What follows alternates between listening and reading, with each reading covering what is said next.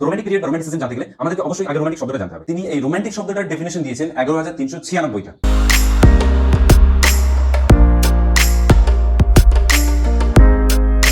18th century লিটারেচারের পরে আমাদের শুরু হচ্ছে রোমান্টিক পিরিয়ড। এই রোমান্টিক পিরিয়ডটা হিস্ট্রি অফ ইংলিশ লিটারেচারের ক্ষেত্রে একটা বিশেষ গুরুত্বপূর্ণ চ্যাপ্টার। এটা আমাদেরকে খুব ভালো করে জানতে হবে। প্রথমেই বলে রাখি যে 18th সেঞ্চুরির যে সোশিও পলিটিক্যাল ব্যাকগ্রাউন্ড ছিল বা সোশিও পলিটিক্যাল যে কন্ডিশন ছিল, এই রোমান্টিক পিরিয়ডে এসে কিন্তু একটা আমূল পরিবর্তন লক্ষ্য করা যায়। এগ্রিকালচার, ম্যানুফ্যাকচারিং, ট্রান্সপোর্টেশন, টেকনোলজি সব জায়গায় ইংল্যান্ডে কিন্তু একটা আমূল পরিবর্তন বিশেষভাবে লক্ষণীয় ছিল। আর ঠিক এই সময় যেহেতু ইন্ডাস্ট্রিয়াল রিভলিউশন অলরেডি শুরু হয়ে গেছিল, বা আমরা বলতে পারি যে ইন্ডাস্ট্রিয়াল রিভলিউশনের ফার্স্ট ফেজ যেটা হচ্ছে 1750 থেকে 1850 পর্যন্ত, সেটা কিন্তু এই রোমান্টিক পিরিয়ডের ভিতরেই চলে। তো আমি এতক্ষণ রোমান্টিক পিরিয়ড বলছি, কিন্তু এই রোমান্টিক পিরিয়ডের টাইম স্প্যানটা কত? এই রোমান্টিক পিরিয়ডের টাইম স্প্যানটা হচ্ছে 1798। এই 1798-এর ওয়ার্ডসওয়ার্থ এবং কোলরিজের জয়েন্ট কোলাবোরেশনের মাধ্যমে লিরিক্যাল ব্যালাডস পাবলিশ করা হয়। 1798-কে with the publication of lyrical ballads the romantic era begins. আর এই পিরিয়ডটা শেষ হচ্ছে 1837-এ when Queen Victoria took the throne of England. তো এই আমরা 1798 থেকে 1837 পিরিয়ডের ভিতরের লিটারেচারটা জানবো। সোশিও পলিটিক্যাল ব্যাকগ্রাউন্ডটা অবশ্যই আমরা তার আগে জানবো। আমি বেশ কিছুটা অংশ বলে দিলাম। ইন্ডাস্ট্রিয়াল রিভলিউশন এখানে শুরু হয়ে গেছে। সোশ্যাল অবস্থা, মানুষের যে সামাজিক এবং রাজনৈতিক যে অবস্থা, সেটা এখানটায় খুব মারাত্মকভাবে পরিবর্তন লক্ষ্য করা যায়। গ্রাম থেকে যেহেতু মানুষজন এই কাজের সন্ধানে শহরে ভিড় করতে থাকে, সুতরাং একটা বিশাল পরিমাণে আনএমপ্লয়মেন্টেরও একটা কিন্তু অবস্থা শুরু হয়ে যায় এই পিরিয়ডের সময়। তো এই যে রোমান্টিক পিরিয়ড আর 18th সেঞ্চুরির পিরিয়ড, এই দুটো পিরিয়ডের আমরা যদি একটু তুলনা করে এই চ্যাপ্টারটা বোঝার চেষ্টা করি, তাহলে আমাদেরকে কিন্তু পড়াশোনা করাটা বা এই সময়কার লিটারেচারটা বোঝা আমাদের ক্ষেত্রে কিন্তু খুব সহজ হবে। তো আমরা এই ভিডিওতে জানবো যে রোমান্টিক পিরিয়ডের সাথে 18th সেঞ্চুরির লিটারেচারের বা রোমান্টিক লিটারেচারের সাথে 18th সেঞ্চুরির লিটারেচারের পার্থক্যটা কী। আচ্ছা, ভিডিও শুরু করবার আগে তাহলে বলে নিই যে রোমান্টিক পিরিয়ডে আমরা অ্যাকচুয়ালি কী কী জানবো। রোমান্টিক পিরিয়ডে আমরা জানবো যে রোমান্টিক পিরিয়ডের টাইম স্প্যানটা অলরেডি আমি বলে দিলাম। তো এই টাইম স্প্যানের ভিতরে লিটারেচারটা অবশ্যই জানবো। রোমান্টিক বা রোমান্টিসিজমটা কী সেটা জানবো। What is the difference between the literature of romantic period and the preceding year of the romantic age, that means 18th century literature. মানে 18th সেঞ্চুরি লিটারেচারের সাথে এই রোমান্টিক পিরিয়ডের লিটারেচারের পার্থক্যটা কী সেটা জানবো। So without wasting any time, let's move on to our topic, summary of romantic period. তো romantic period বা romanticism জানতে গেলে আমাদেরকে অবশ্যই আগে রোমান্টিক শব্দটা জানতে হবে। রোমান্টিক শব্দটা কোথায় থেকে এসেছে? Romantic, German poet Friedrich Schlegel was given the credit to use the term romantic to describe the literature of this period. তাছাড়াও তিনি একটা ডেফিনেশন দিয়েছেন। He defined it as literature depicting emotion in an imaginative form. তাছাড়াও FL Lucas তার বই the decline and fall of the romantic ideal, এই বইয়ে তিনি এই রোমান্টিক শব্দটার ডেফিনেশন দিয়েছেন 11,396টা। ভাবা যায়, 11,396টা ডেফিনেশন দিয়েছেন। আর তাছাড়াও এই রোমান্টিক শব্দটা নিয়ে আমাদের আমেরিকান স্কলার এও লাভজয় তিনি বলেছিলেন যে romantic has come to mean so many things that by itself it means nothing. তো এই ছিল রোমান্টিক বা রোমান্টিসিজমের একটা বেসিক আইডিয়া।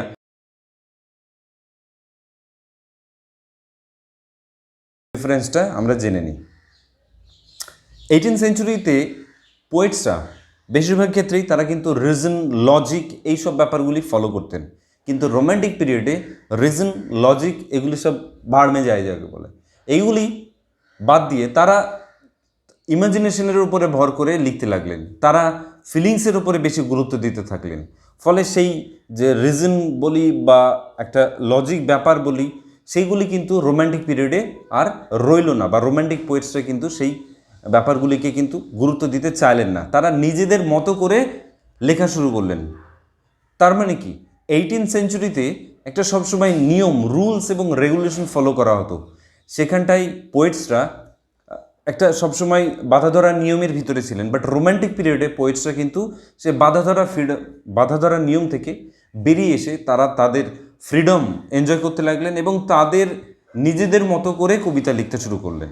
তাদের কবিতাতে বেশিরভাগ ক্ষেত্রে emotion, feeling, imagination, thoughts, personal feeling এগুলি বেশি গুরুত্ব পেতে থাকলো। তাছাড়া রোম্যান্টিক পোয়েটসরা কী করলেন, যে এই মেটেরিয়াল ওয়ার্ল্ডে তারা এই মেটেরিয়াল ওয়ার্ল্ডে যে সাফারিংস, যে পেইন অফ লাইফ, এইগুলি থেকে টেম্পোরারি রিলিফের জন্যে ইমাজিনেশনের উপরে ভর করে তাদের ইমাজিনারি ওয়ার্ল্ডে চলে যেতে চাইলেন। এবং সেইভাবে গিয়েই কিন্তু এই রোম্যান্টিক পিরিয়ডের যে রোম্যান্টিক পোয়েট্রিগুলি, বেশিরভাগ পোয়েট্রিগুলি কিন্তু লক্ষ্য করা যায় ঠিক এরকম। এই রোম্যান্টিক পিরিয়ডের রোম্যান্টিক পোয়েটসরা তারা যে কবিতাগুলি লিখলেন তাতে তাদের পার্সোনাল ফিলিংস যেটা সেটা খুব বেশি গুরুত্ব পেত। তার সাথে সাথে এই রোম্যান্টিক লিটারেচারের ভিতরে ব্যাক টু চাইল্ডহুড অথবা ব্যাক টু পাস্ট টাইম এর উল্লেখ খুব বেশি। মানে এই সময় রোম্যান্টিক পোয়েটরা সবসময় চাইল্ডহুডে ফিরে যেতে চাইতেন। সেই একই কারণ এই বড় হয়ে এই মেটেরিয়ালিস্টিক ওয়ার্ল্ডের যে ব্যথা, বেদনা, যন্ত্রণা, সেই জায়গা থেকে রিলিফ পেতে চাইছিলেন। আর তার সাথে সাথে কী ছিল, যে নেচারকে আইডিয়ালাইজ করবার একটা টেন্ডেন্সি ছিল। ওয়ার্ডসওয়ার্থ আমরা যখন পড়ব ওয়ার্ডসওয়ার্থের লেখাগুলি, কবিতাগুলি, সেখানে তো অবশ্যই একদম আমরা ভালো করে লক্ষ্য করে দেখব যে সেখানে কিন্তু নেচারকে আইডিয়ালাইজ করা হয়েছে, নেচারকেই তার গাইডিং স্পিরিট বা গাইডিং স্টার হিসেবে তুলনা করা হয়েছে এবং নেচারের ভিতরেই তিনি সমস্ত আনন্দ, জয়, কি বলবো, এম অফ লাইফ তিনি নেচারের ভিতরেই খুঁজে পাচ্ছেন।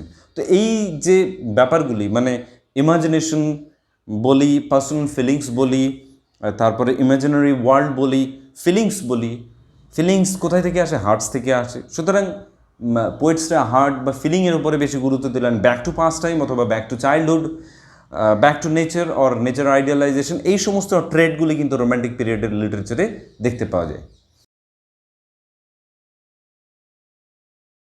আলোচনা করতে হয় তাহলে রোম্যান্টিক পোয়েটসকে দুই ভাগে বা দুই জেনারেশনে ভাগ করা যেতে পারে। ফার্স্ট জেনারেশনে আছে অবশ্যই S T. Coleridge, William Wordsworth, Southey and William Blake নিয়ে আলোচনা করি। উইলিয়াম ব্লেক প্রথমেই তিনি বিখ্যাত হয়েছিলেন সংস অফ ইনোসেন্স আর সংস অফ এক্সপিরিয়েন্সের জন্য। তাছাড়াও তার যে কবিতা দ্য ল্যাম্ব, দ্য টাইগার, এগুলি কিন্তু খুবই সিগনিফিক্যান্ট এবং আমাদের লিটারেচার পড়তে গেলে এগুলি পড়তেই হবে। আর তার যেটা সবচেয়ে স্যাটারিক্যাল ওয়ার্ক সেটা হচ্ছে marriage of heaven and hell. আর he satirised oppressive authority in church and state.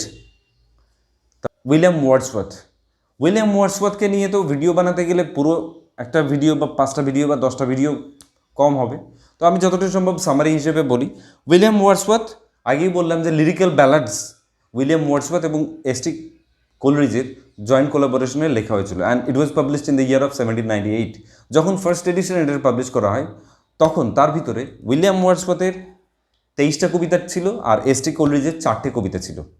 Second addition publish করা হয় 1800 সালে, যেখানে উইলিয়াম ওয়ার্ডসওয়ার্থ একটা প্রিফেস লেখেন।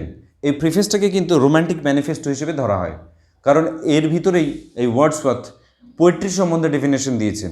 উইলিয়াম ওয়ার্ডসওয়ার্থের গুরুত্বপূর্ণ কাজের কথা যদি বলতে হয় তাহলে দ্য প্রিলিউড অবশ্যই। আবার এটাও বলে রাখি যে দ্য প্রিলিউড হচ্ছে উইলিয়াম ওয়ার্ডসওয়ার্থের একটা অটোবায়োগ্রাফিক্যাল পোয়েট্রি। এর সাবটাইটেলটাই তো দেওয়া আছে যে growth of a poet's mind and autobiographical poem. Prelude was begun in the year of 1799 and was completed in the year of 1805, but it was published only after his death in the year of 1850. তো এটাকে যদি আরও ডিটেলে বলা যায় the প্রিলিউডের, সেটা হচ্ছে যে প্রথম যে দুটো বই পাবলিশ করা হয়েছিল প্রিলিউড নামে, সেটা পাবলিশ হয়েছিল 1799-এ। তারপরে 13টা বই নিয়ে দ্য প্রিলিউড পাবলিশ করা হয়েছিল 1805-এ। তারপরে ফাইনাল ভার্সন, যেটা final revised version, came out in the year of 1850 with 14 books. তার ভিতরে 14টা বই ছিল। এই দ্য প্রিলিউডের ভিতরে কি কনসেপ্ট হচ্ছে ওয়ার্ডসওয়ার্থের spot of time. Spot of টাইমসটা আমাদেরকে প্রিলিউড সম্বন্ধে পড়তে গেলে বা জানতে গেলে কিন্তু জানতেই হবে, এবং এই স্পট অফ টাইম কিন্তু আসে পরীক্ষায়। ওয়ার্ডসওয়ার্থ ইংল্যান্ডের পোয়েট লরেট ছিলেন। আর অন্যান্য কাজগুলির ভিতরে দ্য প্রিলিউড ছাড়াও আরও আছে, যেমন দ্য ড্যাফোডিলস, উইলিয়াম ওয়ার্ডসওয়ার্থের লেখা, আমরা অনেক ছোটোবেলায় পড়েছিলাম। আর তার সাথে সাথে টিনটার্ন অ্যাবে, এটাও কিন্তু ওয়ার্ডসওয়ার্থের একটা গুরুত্বপূর্ণ কাজ, গুরুত্বপূর্ণ ওয়ার্ক। এরপরে আসি এস.টি. কোলরিজ। এস.টি. কোলরিজ বলতে গেলে the rime of the ancient mariner, Kubla Khan, এদের কথা তো অবশ্যই উল্লেখ করতে হবে। আর তার সাথে সাথে আমাদেরকে জানতে হবে বায়োগ্রাফিয়া লিটারেরি সম্বন্ধে। এটা পাবলিশ করা হয়েছিল 1817-এ। এটা তার একটা লিটারারি ওয়ার্ক, যে বইয়ের ভিতরে তিনি ইমাজিনেশন এবং ফ্যান্সির ভিতরে পার্থক্য দিয়ে বলেছিলেন। যেমন কুবলা খান পাবলিশ করা হয়েছিল 1816 সালে, যার সাবটাইটেল হচ্ছে a vision in a dream, a fragment. Second generation romantic পোয়েটসদের ভিতরে আছেন শেলি, কিটস, বায়রন। বায়রনের কথা বলতে গেলে তিনি প্রথম, তার ফার্স্ট কালেকশন অফ পোয়েট্রি ছিল আওয়ার্স অফ আইডলনেস, যেটা পাবলিশ করা হয়েছিল 1807 সালে। এই পোয়েমটাকে স্যাভেজলি অ্যাটাক করে হেনরি বৌম্যান লিখেছিলেন এডিনবার্গ রিভিউ। এই এডিনবার্গ রিভিউকে আবার তিনি, এই এডিনবার্গ রিভিউয়ের রিপ্লাই বায়রন 1809 সালে লিখেছিলেন English poets and Scotch reviewers, যেটা কিন্তু একটা ইম্পর্ট্যান্ট ওয়ার্ক বায়রনের। আর তাছাড়াও বায়রনের চাইল্ড হ্যারোল্ডস পিলগ্রিমেজ, ডন জুয়ান, এগুলোতে ইম্পর্টেন্ট ওয়ার্ক আছে। ডন জুয়ান মনে রাখবে বায়রনের একটা আনফিনিশড ওয়ার্ক। এবার আছে পিবি শেলি। পিবি শেলি বলতে গেলে ode to the west wind, তোমরা জানো, একটা ইম্পর্টেন্ট ওড। আর তাছাড়াও দ্য রিভোল্ট অফ ইসলাম 1818-এ, যার জন্য তাকে প্রচুর সমস্যায় পড়তে হয়েছিল। আর তিনি মেরি শেলির যে ফ্র্যাঙ্কেস্টাইন আছে, সেই ফ্র্যাঙ্কেস্টাইনের প্রিফেসও লিখেছিলেন। আমরা ফ্র্যাঙ্কেস্টাইন সম্বন্ধে ভিডিওর পরের দিকে জানবো। তাছাড়া শেলির মেজর ওয়ার্কের ভিতরে পড়ে এ ডিফেন্স অফ ইংলিশ পোয়েজি। তাছাড়া শেলির মেজর ওয়ার্কের ভিতরে পড়ে এ ডিফেন্স অফ পোয়েট্রি, যেটা তিনি লিখেছিলেন in response to Thomas Love Peacock's the 4 ages of poetry. শেলির মতে poetry is the expression of the imagination of the poets. আর শেলি কিন্তু কিটসের মৃত্যুতে তিনি একটা এলিজি লিখেছিলেন, যার নাম হচ্ছে Adonis, appeared in the year of 1821। এবার আসি কিটসে। জন কিটস বলতে গেলে নেগেটিভ ক্যাপাবিলিটি অবশ্যই আমাদেরকে জানতে হবে। তার আগে জেনে নিই যে কিটসের অন্যান্য যে লেখাগুলি, সেইগুলি কিটসের ফেমাস যে ওডগুলি আছে, যেমন ode to nightingale, ode to autumn, ode to Psyche, ode to melancholy, ode to a Grecian urn, এগুলি তো অবশ্যই ইম্পর্ট্যান্ট। তার অন্যান্য কবিতাগুলির ভিতরে the eves of saint Agnes, la belle ডেমসান্স mercy, এগুলি ইম্পর্ট্যান্ট। 1817 সালের 21শে ডিসেম্বর জন কিটস তার ভাই জর্জ এবং থমাস কিটসকে একটা চিঠি লিখে এই নেগেটিভ ক্যাপাবিলিটির কথাটা উল্লেখ করেন।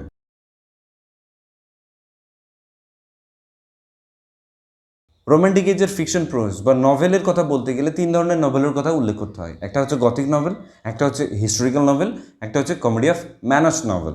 তো গথিক নভেলস মানে হচ্ছে যে তার ভিতরে একটা ক্যাসেল, পুরোনো ক্যাসেল, হরর, মিস্ট্রি, এই জাতীয় একটা অ্যাটমসফিয়ার থাকবে। খুব সাধারণভাবে বলতে গেলে গথিক নভেলের কথা উল্লেখ করতে গেলে হরেস ওয়ালপোলের the castle of Otranto, published in 1765, এটা উল্লেখযোগ্য।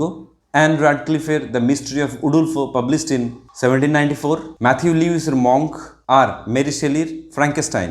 এগুলি গেল first stage of novels of romantic age. এবার আসি second stage of novels of romantic age. সেকেন্ড স্টেজের ভিতরে আছে ফ্যানি বার্নে, ওয়াল্টার স্কট, এগুলি বিশেষভাবে উল্লেখযোগ্য। ফ্যানি বার্নের first novel Evelina or the history of young ladies entrance into the world, যেটা অ্যানোনিমাসলি পাবলিশড হয়েছিল 1778-এ। এক কথা এগুলি হচ্ছে আর্লি রোমান্টিক এজের ওয়ার্ক। ওয়াল্টার স্কটের ইভানহো, হার্ট অফ মিডলোথিয়ান, এগুলি ইম্পর্টেন্ট। এবার আসে জেন আস্টেন, সবচেয়ে গুরুত্বপূর্ণ। জেন আস্টেনের নভেলগুলিকে নভেলস অফ ম্যানার্স বলা যায়। জেন আস্টেনের যে নভেলগুলি sense and sensibility, pride and prejudice, Mansfield Park, Emma, Northanger Abbey, persuasion. এবার আসে নন ফিকশন। নন ফিকশন রাইটারের ভিতরে Mary Wollstonecraft, Charles Lamb, William Hazlitt, Thomas De Quincey, Thomas Love Peacock বিশেষভাবে উল্লেখযোগ্য। 1790 সালে উলস্টোনক্রাফট লেখেন vindication of rights of man. তিনি এটা লিখেছিলেন এডমার্ড বার্কের reflections on the revolution in France এর উত্তরে। পরে 1792 সালে তিনি আবার লেখেন a vindication of the rights of woman. Charles ল্যাম্বের সিউডোনিম ছিল ইলিয়া। তিনি 1823 সালে লেখেন essays of Elia. The এসেইজ first appeared in the London magazine. William হ্যাজলিটের ফার্স্ট বুক, যেটা 1805 সালে পাবলিশ হয়েছিল, সেটা হচ্ছে an essay on the principles of human actions. তাছাড়াও হ্যাজলিট লিটারেচারের উপরে অনেক কিছু লিখেছিলেন, যেমন a view of the English stage, English poets 1818, English comic writers 1819। হ্যাজলিটের মোস্ট ওয়েল নোন ওয়ার্ক যেটা হচ্ছে the spirit of the age contemporary portrait. The spirit of the age contemporary portraits, যেটা পাবলিশ হয়েছিল 1825 সালে। It was a collection of character sketches of 25 men. তাদের ভিতরে উল্লেখযোগ্য ছিলেন S T. Coleridge, William Wordsworth, Robert Southey, William Godwin, Leigh Hunt, Thomas De Quincey. Thomas De কুয়েন্সির first major work হচ্ছে confession of an English opium eater, যেটা publish করা হয়েছিল London ম্যাগাজিনে 1821 সালে। তাছাড়াও তার বিখ্যাত ওয়ার্ক হচ্ছে on the knocking at the gate of Macbeth, recollections of the lake poets. এখানে বলে রাখি লেক পোয়েটস কাদেরকে বলা হয়, উইলিয়াম ওয়ার্ডসওয়ার্থ, এস.টি. কোলরিজ এবং সাউথকে লেক পোয়েটস বলা হয়। Thomas Love peacock, the 4 Ages of Poetry, published in the year 1820. If you find this video helpful and informative, please share this video with your friends and subscribe this channel to get more videos like this. Thank you. See you in the next video. Till then, take care. Bye bye.